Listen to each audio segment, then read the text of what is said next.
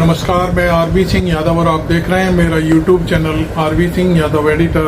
आज मैं आपको राहुल गांधी की जो प्रेस कॉन्फ्रेंस हुई है, उन्होंने एटम बम की जगह आज जो हाइड्रोजन बम फोड़ा है, उसके ऊपर बात करूंगा।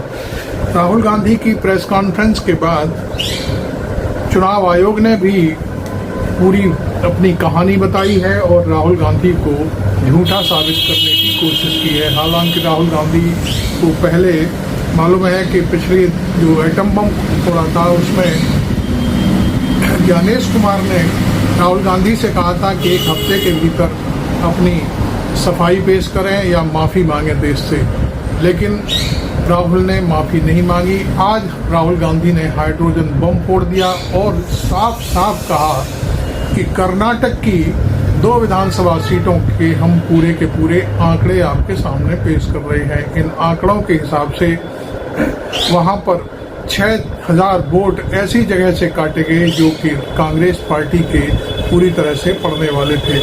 हालांकि उन्होंने ये भी कहा कि कर्नाटक की सीआईडी, जो डिपार्टमेंट ऑफ पुलिस का है सीआईडी होती है, उसने मुख्य चुनाव आयुक्त को बाकायदे ये पूछा है, क्योंकि जांच बैठ गई है वहां पर, और जांच में वहां के मुख्य निर्वाचन अधिकारी से कहा है कि ये वोट काटने वाले व्यक्ति कौन हैं, इनके एड्रेस क्या हैं, ये कहां से बैठ करके ये सारे संचालन करते हैं और वोट कैसे कट जाते हैं, ये अड्डा कहां से चल रहा है। लेकिन 18 बार चिट्ठी लिखने के बाद भी मुख्य निर्वाचन अधिकारी कर्नाटक ने अभी तक उनको कोई जवाब नहीं दिया है। तो खैर, अब मैं आपको एक अपील करूंगा कि आपने मेरा चैनल अभी तक सब्सक्राइब नहीं किया है तो ज़रूर कर लें। और ये वीडियो चूँकि राहुल गांधी के हाइड्रोजन बम से जुड़ा हुआ है, उन्होंने अब की बार मताधिकार और मतदाता सूची का बड़े कायदे से सारा पेशबंदी की है। उन्होंने उन लोगों को भी मंच पर ला करके खड़ा कर दिया जिन लोगों के नाम से, फ़ोन नंबर से वोट काटे गए हैं, और बाकायदे सारी चीज़ें आई हैं। और उन लोगों ने कहा कि हम नहीं जानते, हमने तो कभी कोई एप्लीकेशन डाली नहीं, ना ऑनलाइन डाली है, न ऑफलाइन डाली है, न लिखित में कुछ दिया है, फिर ये वोट कैसे कट गए। तो ये जो चीज़ें सामने आ रही हैं, उनका आप पूरा विश्लेषण राहुल गांधी ने अपनी प्रेस कॉन्फ्रेंस में किया है। तो अभी हम चलते हैं राहुल गांधी की सारी प्रेस कॉन्फ्रेंस है, उसमें मुख्य बिंदुओं पर उन्होंने चर्चा की है। मुझे कांग्रेस पार्टी की तरफ से ये उनके वीडियो प्राप्त हुए हैं प्रेस कॉन्फ्रेंस के, वो मैं आपको दिखाने जा रहा हूँ। तो चलिए देखते हैं। वो भी मैं आपको प्रूफ के साथ दिखा दूंगा, है हमारे पास। मैं फाउंडेशन लगा रहा हूँ, मैं फाउंडेशन क्रिएट कर रहा हूँ, है हमारे पास। मैं स्टेज पे बिना प्रूफ के नहीं चलूंगा, बता रहा हूँ। हमारे पास इस प्रेजेंटेशन में जो मैंने आपको भी दिखाया 100% सबूत है, प्रूफ है कि ज्ञानेश कुमार जी हिंदुस्तान के चीफ इलेक्शन कमिश्नर वोट चोरों की रक्षा कर रहे हैं। और ये मैं आपको अभी दिखाने जा रहा हूं। ज्ञानेश कुमार जी, आप अपना काम कीजिए, आपने उठ लिया है, आप हिंदुस्तान की चीफ इलेक्शन कमिश्नर हैं। आपसे कर्नाटक की सीआईडी सबूत मांग रही है। आप कर्नाटक की सीआईडी को ये सबूत 1 सप्ताह के अंदर दे दीजिए, नहीं तो पूरा हिंदुस्तान के सारे युवा इस बात को एक्सेप्ट करेंगे कि आप हिंदुस्तान के कॉन्स्टिट्यूशन, हिंदुस्तान के संविधान की हत्या में शामिल हो, हिंदुस्तान के संविधान की रक्षा नहीं कर रहे हो और वोट चोरों की आप मदद कर रहे हो। टारगेटेड डिलीशंस हो रहे हैं। कांग्रेस पार्टी पर आनंद में अटैक किया। टॉप 10 बूथ्स जहां सबसे ज्यादा कांग्रेस की स्ट्रेंथ थी, वहां टारगेट किया। और 2018 में पिछले इलेक्शन में 10 में से 8 बूथ कांग्रेस पार्टी जीती थी, और इन 8 में से इन्होंने 6000 लोग उड़ाने की कोशिश की। ये कोइंसिडेंस नहीं था, ये प्लान था और ये सेंट्रलाइज तरीके से किया जा रहा है। टारगेटेड डिलीशंस हो रहे हैं। कांग्रेस पार्टी पर आनंद में अटैक किया। टॉप 10 बूथ्स जहां सबसे ज्यादा कांग्रेस की स्ट्रेंथ थी, वहां टारगेट किया। और 2018 में पिछले इलेक्शन में 10 में से 8 बूथ कांग्रेस पार्टी जीती थी,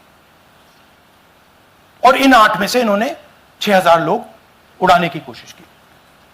ये कोइंसिडेंस नहीं था, ये प्लान था और ये सेंट्रलाइज तरीके से किया जा रहा है। यह देखिए दूसरी बात, जो भी डिलीट कर रहा है वोटर लिस्ट में उसका सीरियल नंबर 1 है। मतलब जो भी वोटर लिस्ट में पहले नंबर पे आता है वही डिलीट कर रहा है। 5वें नंबर वाला, 7वें नंबर वाला, 10वें वाला कोई नहीं कर रहा।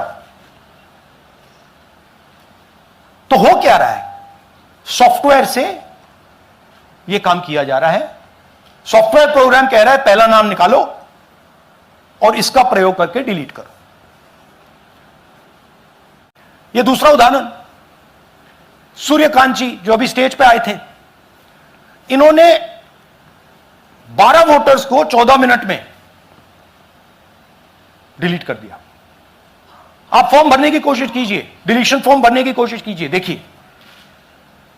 और जब हमने इनसे पूछा कि भैया आपने ये कैसे किया, वो कहते हैं मैंने तो नहीं किया, मैं तो जानता ही नहीं हूं।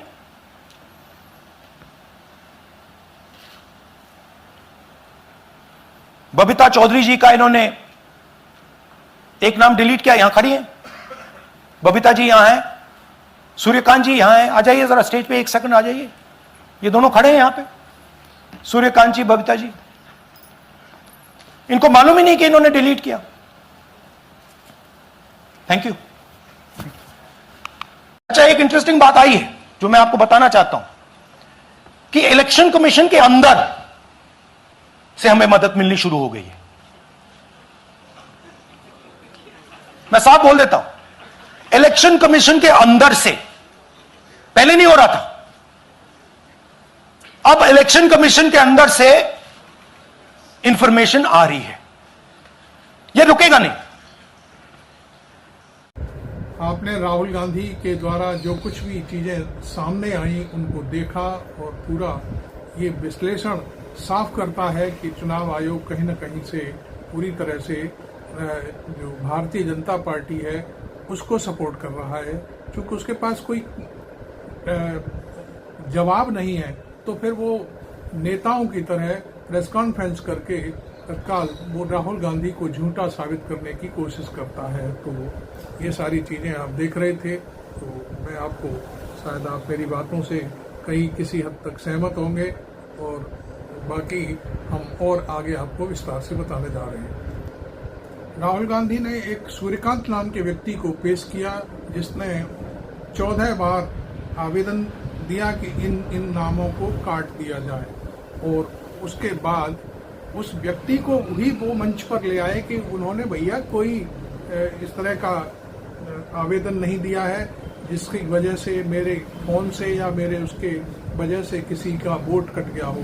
अब राहुल गांधी बार बार और भी बहुत सारे सवाल उठा रहे हैं। राहुल गांधी का कहना है कि भाई एक फोन कर्नाटका का कोई हो तो वो ला के दीजिए, नहीं है कोई, सारे के सारे फोन बाहर के हैं, दूसरे प्रदेशों के हैं। वहां से एक कोई अड्डा चल रहा है, उस अड्डे के जरिए एक ऑनलाइन एप्लीकेशन डाली जाती है और उसमें कहा जाता है कि इसे डिलीट कर दिया जाए और वो 36 सेकंड के अंदर, 12 सेकंड के अंदर, 15 सेकंड के अंदर वोट डिलीट हो जाता है और लोग बाकायदे अफसोस जताते हैं कि वही उनका वोट मतदाता सूची से नाम उड़ गया। तो ये हम विस्तार से आपको सारी चीजें समझाने की कोशिश कर रहे हैं।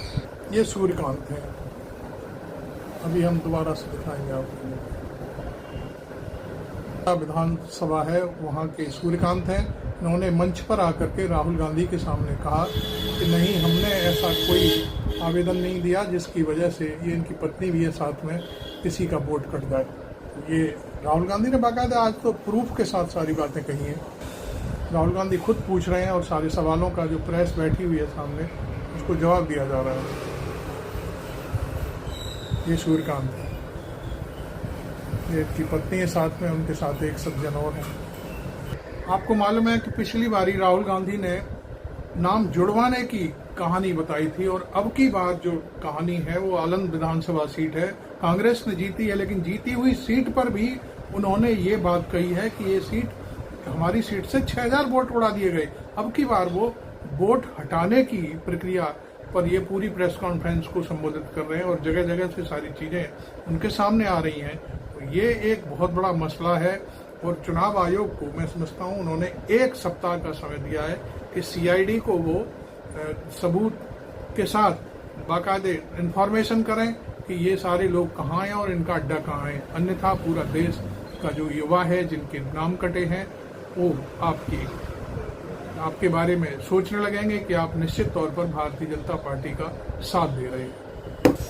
आपको मालूम है राहुल गांधी ने पूरा खेल कर लिया है, पूरी सारी जानकारी इकट्ठा कर ली है और ये जानकारी कहीं इधर उधर से नहीं आ रही है, भीतर चुनाव आयोग से उनके सामने सारी चीजें रखी जा रही हैं। बाकायदे अधिकारी कर्मचारी दे रहे हैं वहाँ के कि भैया ये इस तरह से काटा जा रहा है और उसमें ये सारी बातें सामने आई हैं कि कोई कॉल सेंटर है, उस कॉल सेंटर की जो सॉफ्टवेयर बनाने वाली कंपनी है वो यूज कर रही है इन सब चीज़ों को। और यही बात सीआईडी ने मांगी है कि वो कौन सा अड्डा है जिसके जरिए ये वोट का डिलीशन चल रहा है, और जब ये डिलीट करने का जो हमारे 6000 वोट काटे गए हैं उनका पूरा अता पता बताया जाए और पूरी एक जो लिस्ट होती है जो वो भेजा जाता है, क्या बोलते हैं, मोबाइल पर जो मैसेज आता है उस मैसेज की भी उन्होंने कॉपी मांगी है। तो अब ये देखना है कि आखिरकार चुनाव आयोग राहुल गांधी की इस डिमांड को कहां तक पूरा करता है।